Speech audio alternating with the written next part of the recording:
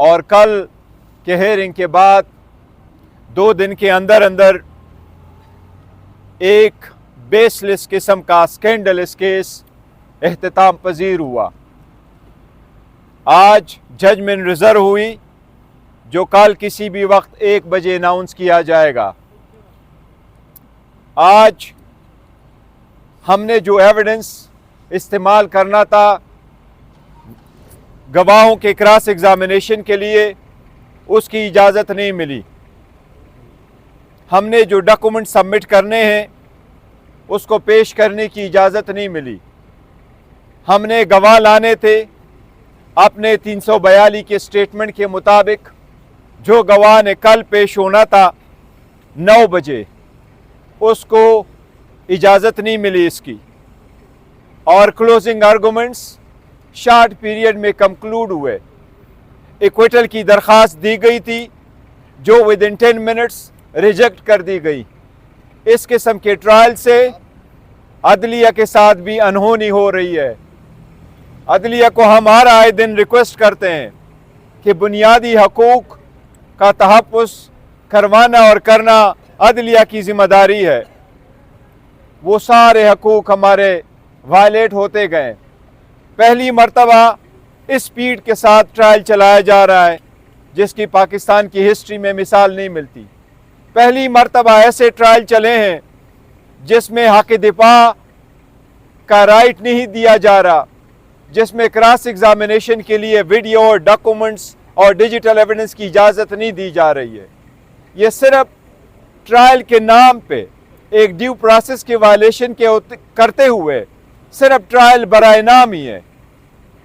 فیصلے لگ یوں رہا ہے جس طرح فیصلے آلریڈی لکھ کے جا چکے ہیں، اس لیے لگ یوں رہا ہے کہ شاید یہ کنوکشن کی ہیٹرک کل کمپلیٹ ہو جائے گی۔ کوشش فقط یوں کی جا رہی ہے کہ عمران احمد خان نیازی صاحب عوام سے دور ہو، اس کے دل میں یہ بات ڈالی جائے کہ اب وہ بڑے عرصہ کے لیے باہر جا چکے ہیں، لیکن یہ لوگ بھول چکے ہیں کہ خان صاحب عوام کے دلوں میں آج بھی خان صاحب نے مجھے اپنے پبلک کو ایک پیغام دینے کے لیے کہا ہے کہ اللہ پہ بھروسہ کرو۔ میں زندگی بھر یہی کہتا چلا آ رہا ہوں، ایاک نعبد و ایاک نستعین، اللہ سے مدد مانگو، اور اللہ کے سوا ہم کسی کی عبادت نہیں کرتے، اسی کی عبادت کرتے ہیں۔ اللہ انشاءاللہ آپ کی مدد کرے گا۔ آپ خان صاحب نے آج یہ پیغام پھر دیا ہے کہ 8 تاریخ کے لیے اپنی ذمہ داری نبھاؤ۔ 8 تاریخ کو آپ کی آزادی کی جنگ ہے، آپ اپنی آزادی کی اس جنگ میں پارٹیسپیٹ کرو۔ ووٹر سپورٹر زیادہ تعداد میں نکلے، اپنے ووٹ کا استعمال کرے۔ پولنگ ایجنٹ اپنے جب تک فارم 45 نہ ملے اپنے جگہوں پہ رہے۔ یہ خان صاحب کی طرف پیغام ہے۔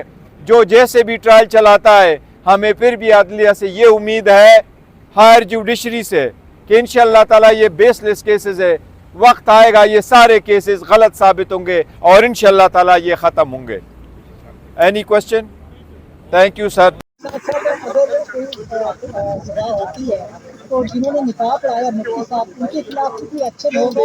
اس سے ریلیٹڈ نہیں ہے، نکاح سے کوئی فرق نہیں پڑتا۔ یہ وہ کہتے ہیں کہ نکاح پہلا سیکنڈ نکاح ہوا ہے وہ ویلڈ، پہلا نکاح انویلڈ تھا، اور ہمارا یہ کہنا ہے نکاح ایک ہی ہوا ہے اور عدت کے پیریڈ میں نہیں ہوا ہے، عدت کے پیریڈ سے باہر ہوا ہے۔ سیکنڈ انفارمیشن دعا اور سیریمنی کیونکہ خان صاحب نے لندن میں جو کہ اس کے بچے ان کو اعتماد میں لینے کے بعد ایک جس دن نکاح ہوا ہے اس دن عدت کا پیریڈ ختم ہو چکا ہے، اور یہ مانی کی بات ہے کہ عسکر کی ہے۔ دیکھو یہ کیس تو ایسا ہے کہ جو کیس کی بات کر رہے ہو تو یہ لوگ کہاں سے یہ لے کے آتے ہیں؟ یہ تو صرف اس کو اسکینڈلائز کرنے کے لیے لے کے آتے ہیں، ایک شیم لیس کیس لے کے آئے۔ اپنے بچوں کی ماں کے خلاف ایک بندہ کر کے اپنا الزام لگا رہے ہیں جس کے بارے میں وہ سب کچھ ہر جگہ کہہ چکا ہے کہ یہ پاک دامن عورت ہے، اور الحمدللہ وہ ہے بھی پاک دامن عورت ہے۔ اور اسی کے ساتھ جو نکاح ہے، نکاح ایک سنت طریقہ اور نکاح عدت کے بعد پیریڈ کا ہوا ہے، اور پہلے سے ان کی طلاق ہو چکی تھی۔ اب یہ 6 سال بعد آ کر کے کہے، آج مولوی صاحب نے یہ بات مانی عدالت میں کہ مجھے تو اون چودھری اٹھا کے لے کے آئے، آج مولوی صاحب نے یہ بات مانی ہے کہ مجھے اون چودھری لے کر کے ادھر لے کے آیا ہے، اور تب تک تو کچھ بھی نہیں تھا۔ اون چودھری اپنے اسکور شکل کرنے کے لیے سیاسی یہ سب بےہودہ قسم کا کیس لے کے آیا۔ مولوی صاحب یہ بھی مان چکا ہے کہ اسلامی اور آئینی اور قانونی طریقے سے اس نے اپنے ویڈیو کو ایڈمٹ کر لیا کہ یہ عورت اگر کہے عدت کی ختم ہو سکتی ہے تو وہ بات جو ہے نا وہ فائنل ہے۔ قانون کے مطابق بھی یہی ہے، ججمنٹ بھی سپریم کورٹ کی بھی یہی ہے، اس لیے ان کے پاس تو کوئی اور چیز ہے نہیں سوائے اس کے اون چودھری کے، اور اون چودھری اس کو اٹھا کر کے لے کے آیا، اور پھر اس کا صدار کون بن جاتا ہے؟ وہ آدمی جس کو پہلے اٹھایا جاتا ہے وہ ایڈمٹ کرتا ہے، کرمنل کیس میں اٹھایا جاتا ہے، 2 مہینے اس کو جیل میں رکھا جاتا ہے، پھر اس کو باہر لایا جاتا ہے اور اس کو سیدھا اسلام آباد لے کے آیا جاتا ہے، اور ود ان اے ویک وہ کیس کر جاتا ہے اس کے خلاف۔ تو یہ خود شو کرتا ہے پولیٹیکل ہے اور کل بھی ہوئی ہے، کیا وجہ ہے کہ آج دوسرے دن گرمی ہوتی جا رہی ہے؟ دیکھیں وہ لوگ کی کوشش یہی ہے کہ کچھ ڈرامہ کرتے تو آج کوئی گرما گرمی نہیں ہوئی تھی، کل تھوڑی بہت ہوئی تھی، لیکن آج کی اچھا بیرسٹر جارج صاحب، بشرا بی بی صاحبہ کو بندیخانہ شفٹ کیا گیا، وہاں ان کو جیل بندیخانہ کو قرار دیا گیا، اس کی کیا وجہ ہے؟ دیکھو ہم نے کوئی درخواست نہیں کی ہوئی ہے کہ آپ بیوی کے لیے کوئی وہ کر دیں، ان کو اچھی طرح سے پتہ ہے کہ ان لوگوں کی بہت زیادہ سوشل میڈیا پہ اور اس کی ایک کنڈمنیشن ہو رہی تھی، تو اس سے بچنے کے لیے انہوں نے یہ کر لیا ہماری۔ تو آپ کیا مطالبہ کریں گے کہ ان کو واپس یہاں پر لے کے آتے کوئی درخواست نہیں، ہم نے کوئی درخواست نہیں دی۔ آج بھی خان صاحب نے یہ درخواست دی ہے کہ مجھے واپس اڈیالہ منتقل کیا جائے، یہ خبر چل رہی ہے۔ درخواست کی ایسی بات نہیں، لیکن خان صاحب نے خود ان کو کہا ہے، اور ہم نے کوئی درخواست نہیں کی، وہاں بھی لے جاتے۔ خان صاحب کافی جذباتی ہوئے تھے، آج کیا وجہ بنی ہے؟ بہت زیادہ جذباتی خان صاحب نہیں جذباتی ہوئے،